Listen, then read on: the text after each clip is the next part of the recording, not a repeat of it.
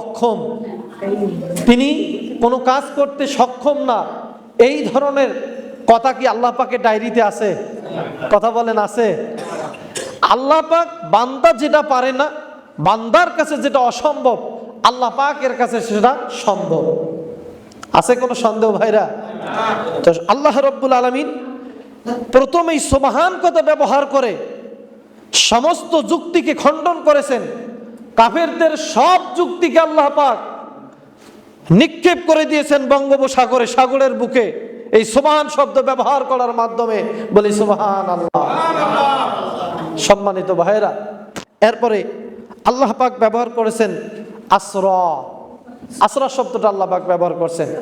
আমার ছোট ভাই আলোচনা করেছেন যে আসরা কাকে বলে। রাতের বেলায় যে ভ্রমণ, সেই ভ্রমণটা কোনো বস্তুর ভ্রমণ না, কোনো প্রাণীর ভ্রমণ না, সেটা হচ্ছে মানুষের ভ্রমণ। বলেন তো কিসের ভ্রমণ? মানুষের ভ্রমণ।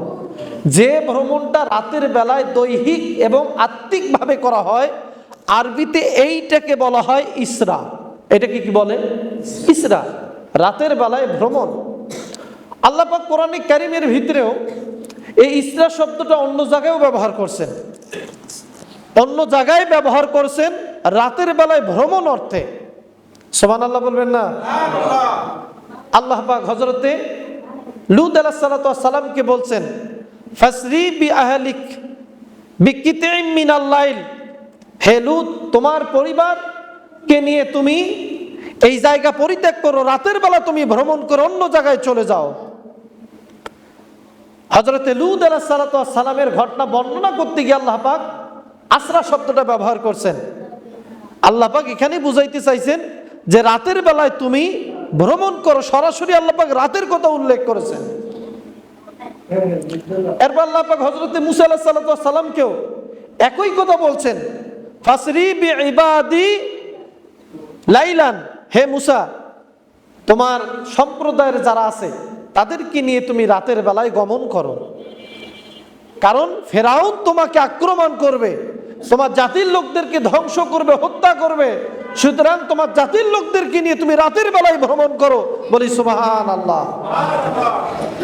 সম্মানিত ভাইরা, তাহলে আসরা শব্দটা দ্বারা বোঝানো হয় রাতের ভ্রমণ।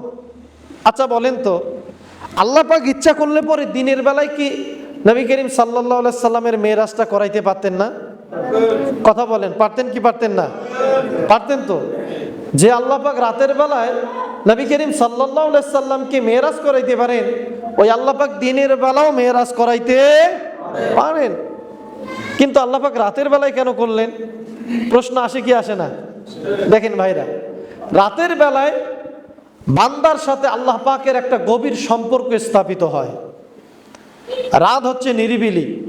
আপনি দেখেন 5 ওয়াক্ত নামাজ যখন দাঁড়াবেন, দিনের বেলায় বিভিন্ন রকমের আওয়াজ আসে কানে, আর যখন আপনি রাতের বেলায় তাহাজ্জুদে দাঁড়ান, কোনো শব্দ আসে? মনে হয় যেন গোটা পরিবেশটা একটা নিরিবিলি পরিবেশ। মনে হয় যেন আপনি আল্লাহর সামনে দাঁড়িয়ে আছেন, আল্লাহর সাথে কথা বলতেছেন, আল্লাহ আপনার কথাগুলো শুনতেছে। মনে হয় যেন আল্লাহকে আপনি দেখতেছেন, আল্লাহ আপনাকে দেখতেছে।